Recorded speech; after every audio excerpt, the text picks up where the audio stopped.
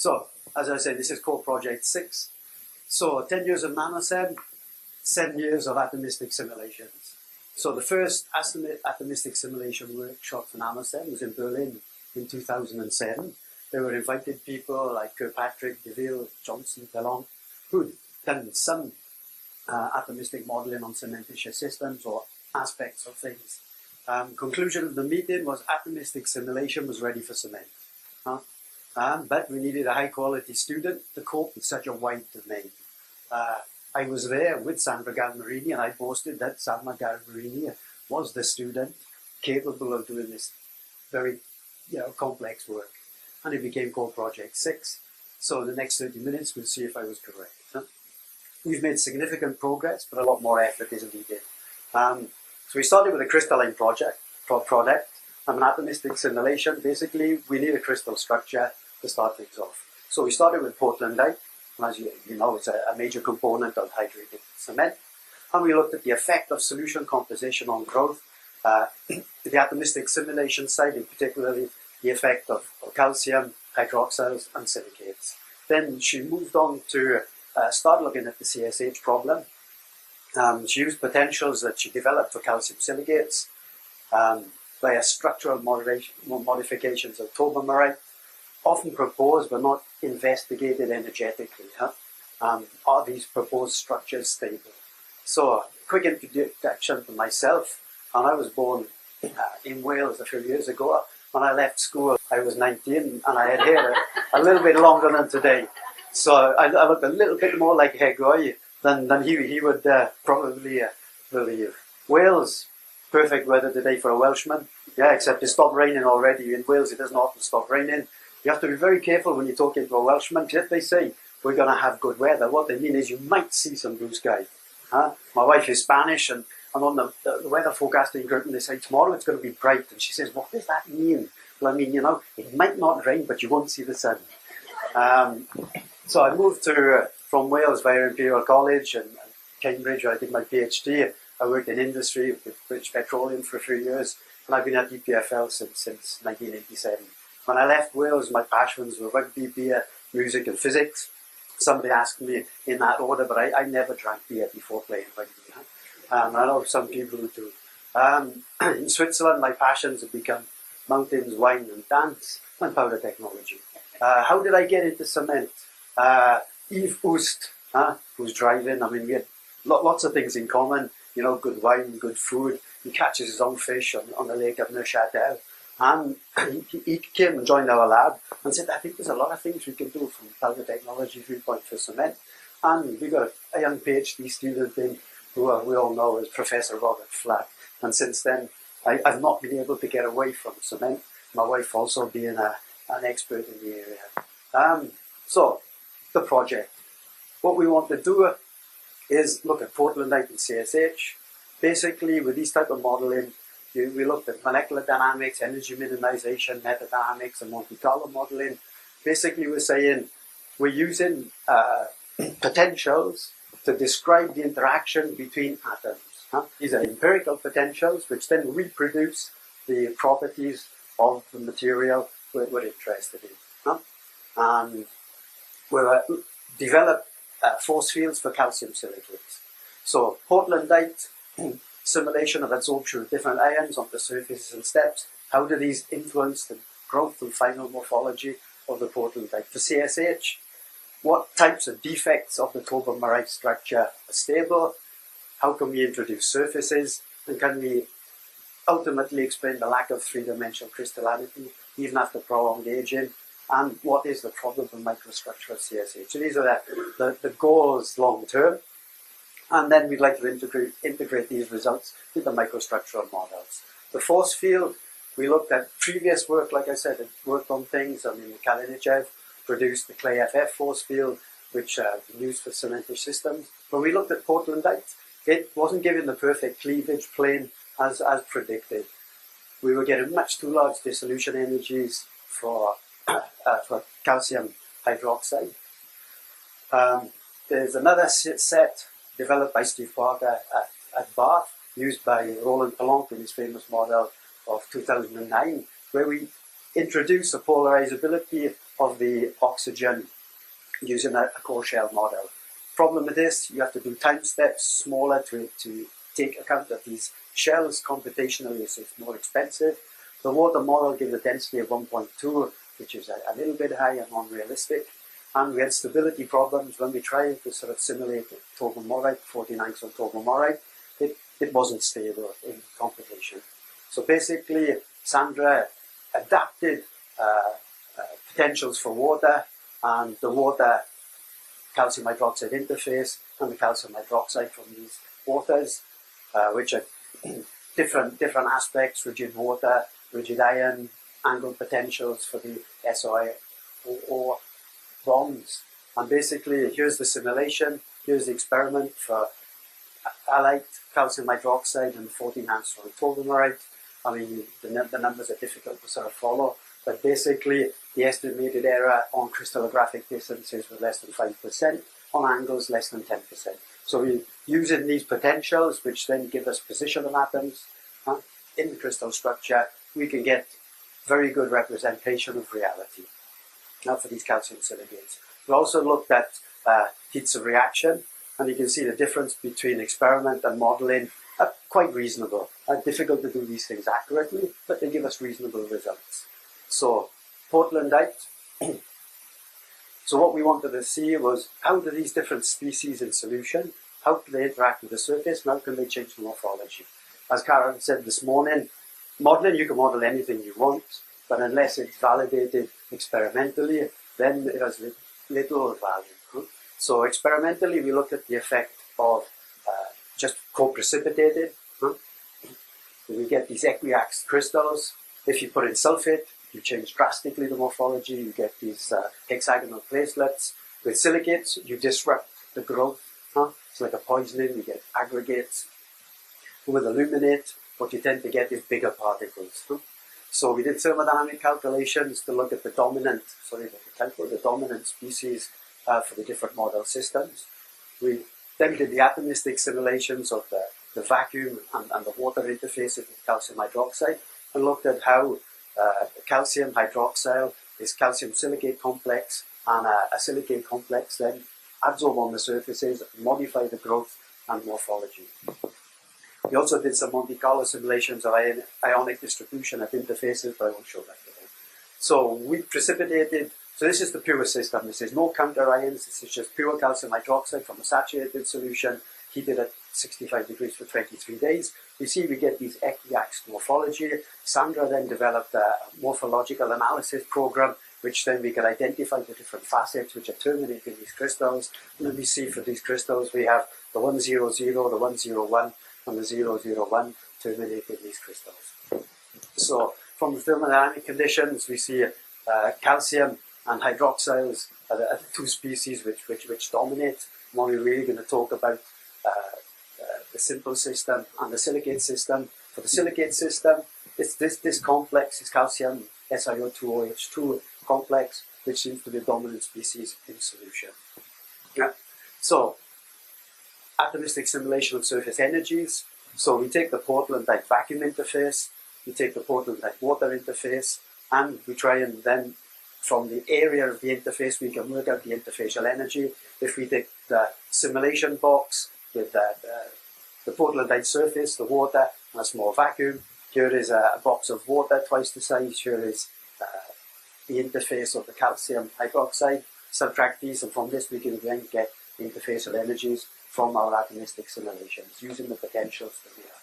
So this is what we get. So if you look at the Portlandite vacuum, using energy minimization, we have the 001 plane as a significantly lower interfacial energy than the others. So it dominates the crystal morphology. This is not surprised, as we have a natural cleavage plane in the calcium hydroxide. It's a layered sheet-like structure as a natural cleavage plane. This is the low energy plane. This dominates the morphology in vacuum. When we go to water, we see a significant difference in the 100 and the 101. There's a significant reduction in interfacial energy, suggesting a strong interaction with water. And what we predict as the morphology from our simulation gives very good coherence with what we see experimentally. So we have a series of potentials which really represent reality quite well, and now we can go and look at the details of what's happening. And you can see that the 001 actually changes very little with its interaction with water, so it doesn't interact strongly with water. So the problem with these simulations, we're limited in size and time, so you can do molecular dynamics, but the molecular dynamics for the absorption of a species, this is calcium absorbing onto the surface, this is a hydroxyl. It takes a long time, so you can't do it by simple molecular dynamics. So we use a method called metadynamics. Is what you do is you have the free energy landscape of our system, you add positive potentials such that you push the system from a minimum energy situation such that we can move it out of this potential well into the next, such that we can get an idea of the free energy landscape of the surface, the crystal, with respect to the adsorption of our different ions. I've been working on precipitation, crystallization for 25 years. And what you really want to do is sit on this surface and see what species come, how frequent do they come, how do they absorb, how do they fit into the crystal, what's actually making this crystal face grow. So what you really want to do is be a little Maxwell demon sitting on the surface, counting what's happening. And basically with atomistic simulations, that's what I think we can do. Okay? So, as I showed you, different crystal faces, crystal facets terminate in the crystal. Each one terminates differently, crystallographically. So we have the red is the oxygen, the blue is the calcium, and the white is the hydrogen. So we look at each of these now in a little bit more detail. So what we see on the 001 is it's terminated by hydroxyls, and groups are perpendicular to the surface, similar to their bulk position in the crystal. And water, there are two adsorption sites for water, one with both the hydrogens forming hydrogen bonds, and one where there's only one hydrogen seed to form hydrogen bonds. We have two different types of sites. The density of both sites are relatively low, and from our number density profile distance from the surface, we see that about 34% of the surface hydrogens have accepted a hydrogen bond. So the interaction with water on the 001 is weak, which is consistent with what we saw in the interfacial energy animations, where we saw there was very little change from vacuum to water. If we now look at the 100, you can see the surface is terminated by hydroxyls again, but it's much lower density than the 001. The bulk hydroxyls are parallel to the surface, whereas at the surface, 50% of hydroxyls are perpendicular to the surface. We have a different structure on the surface. Again, we have two sites. B1 is the same site as the next layer would be, that is the parallel to the surface in the bulk structure, and it donates one or two hydrogen bonds to the surface groups. 94% of these sites are occupied. B2 is similar to the 001 surface, and about 30 to 35% of the site occupied. So the interaction between water and the 100 surface is much stronger than the 001, which is consistent with a significant lowering of the interfacial energy when we precipitate in water. If you look at the 1001, this is now terminated by calcium and hydroxyls. 50% of the calcium sites are occupied, exposing the hydroxide layer underneath, which are surface similar to the bulk position. We have three water sites. Here we have B1 and B2 with their two hydrogens forming hydrogen bonds with the oxygens and OHs. B1 is between two occupied calcium sites, B2 is between two empty calcium sites, but both are fully occupied throughout the simulation. This indicates a very strong interaction, again consistent with a large change in the interfacial energy between vacuum and water. B3 is this site sitting above the calcium ions, and it shows a very weak electrostatic bond. So the conclusion is the 100 and 101 have strong interaction with water, network are very strongly bound water at the surface. These will probably stabilize the facet, not only energetically, but also kinetically, because we need to dissolve the H2O to grow the crystal.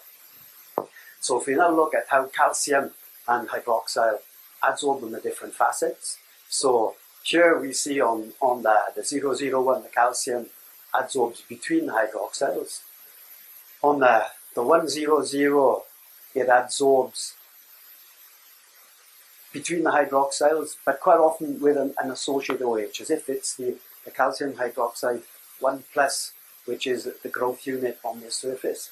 On the 101, we adsorb the calcium into a site which is equivalent to the crystallographic site in the growing crystal, and it desorbs to water. For the OHs, on the 001, it adsorbs in the equivalent next site of the layer in the crystal. So you can see it's adsorbing here in the site that would be the crystal. Here, it adsorbs in the equivalent site, but it desorbs the water. Here, the hydroxyl is very weakly adsorbed onto this calcium, and no water is desorbed. So what does that mean? So if the rate limiting step is desorption of water, then 100 we need adsorption of hydroxyls. For the 101 we need adsorption of calcium.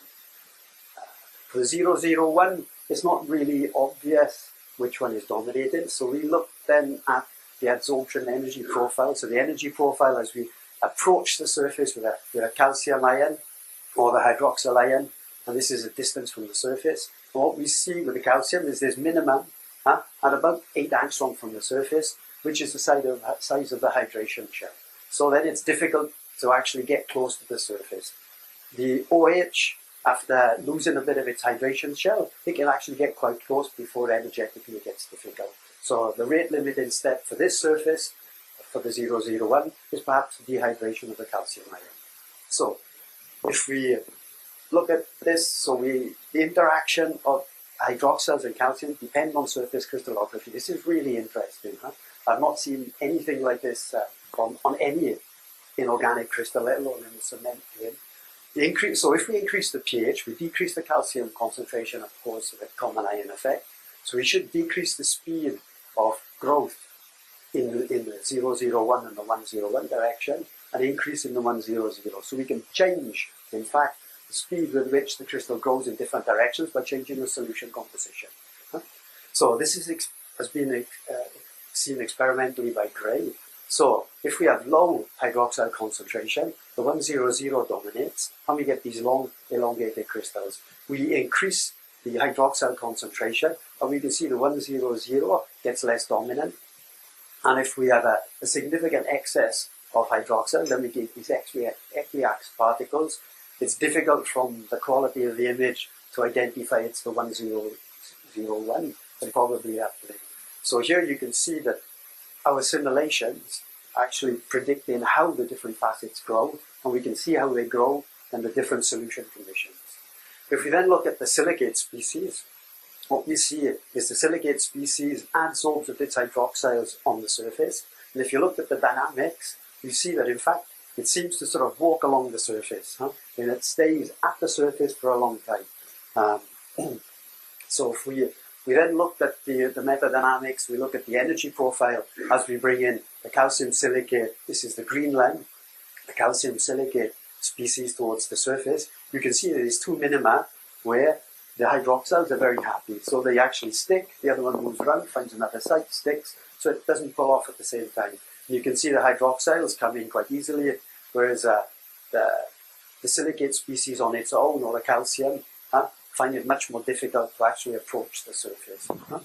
So basically, this seems to adsorb more easily. It's much more stable than the calcium. So this means it poisons the growth. As we saw experimentally, the morphology is horrible, it aggregates, and is significantly different. One of the things is this possibly a CSH template? So we can have a catalytic type effect, and this adsorbs. If the formation of dimers, pressed the wrong button.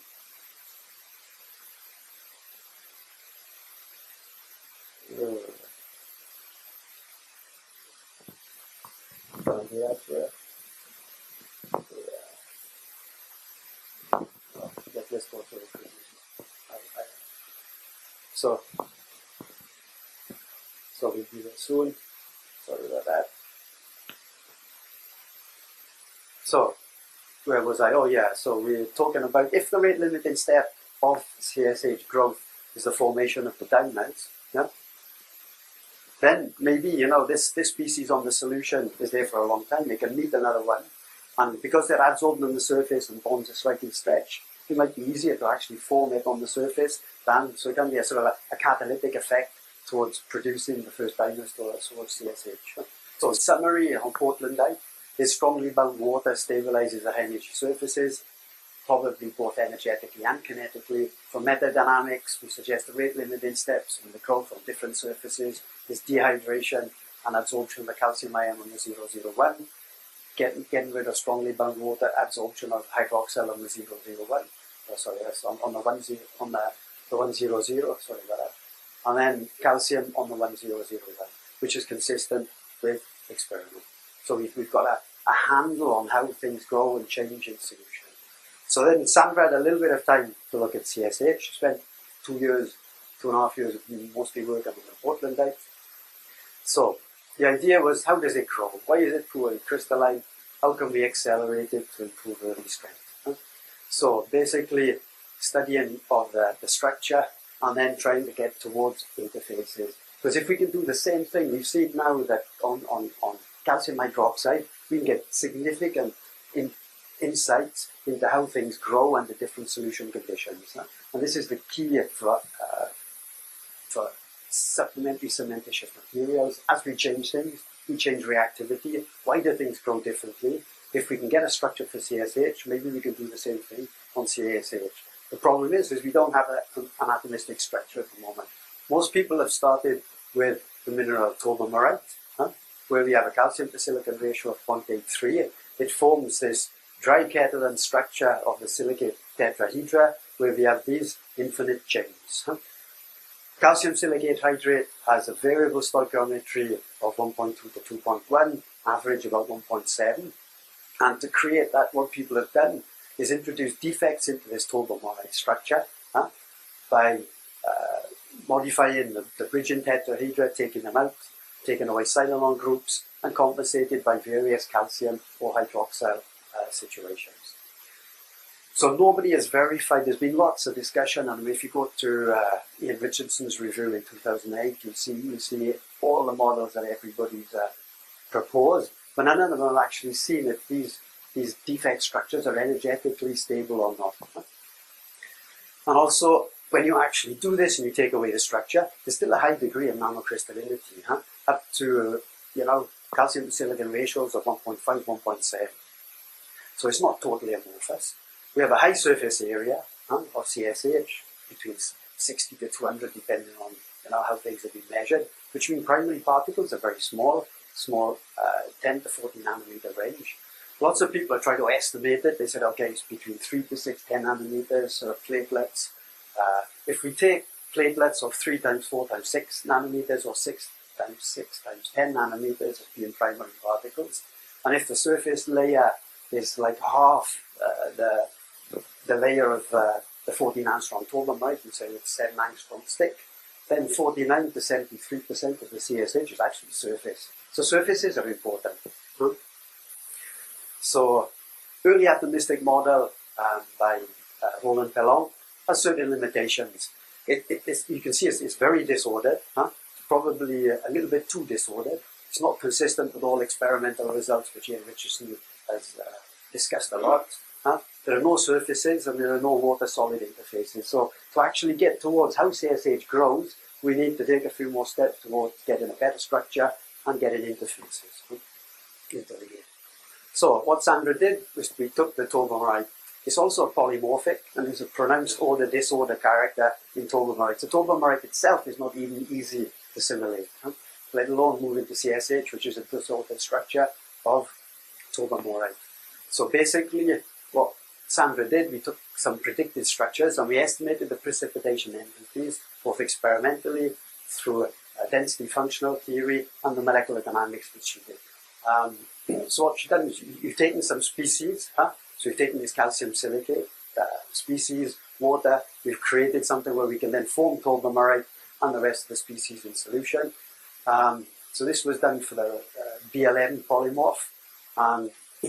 This is the XRD data with the enthalpy calculated from Barbara's ASCEND data database. This is the DFT work done by Steve Clark at the University of Bath.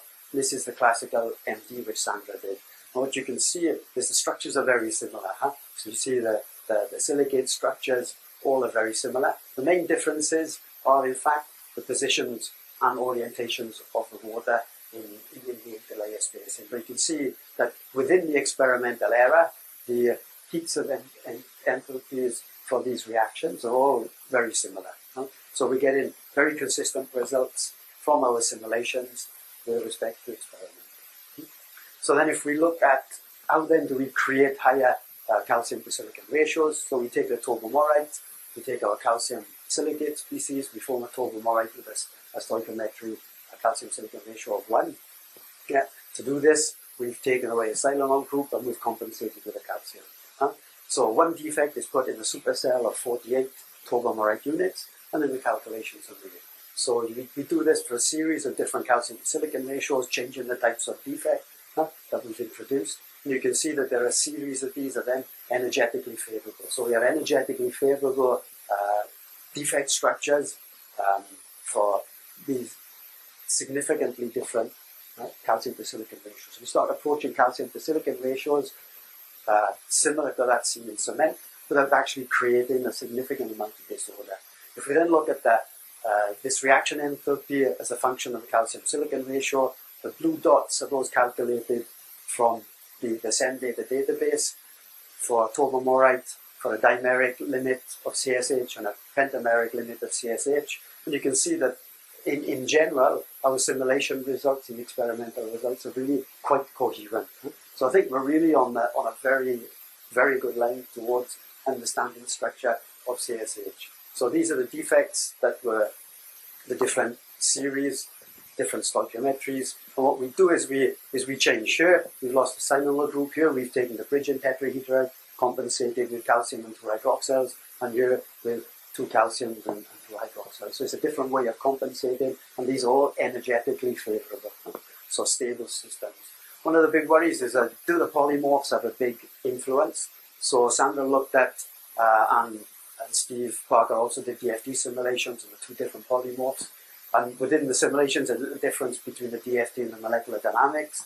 But within the simulations, we see that the polymorph has very little effect. She also did that for the different stoichiometries. And you can see for the different stoichiometries between the 2 different polymorphs, in fact, there's very little difference within the error estimated for these calculations. So basically, polymorphism is probably not going to be a big problem, which makes life a little bit simpler. So in summary, we found a series of stable calcium to silicon raising ratios defects. Polymorphism not as a big influence. Surfaces are important. So we need further investigation on the effect of defect concentration. We've only done one isolated defect. We need to look at different defect configurations, how they fit together, the effect on the energies, and put defects at the surfaces.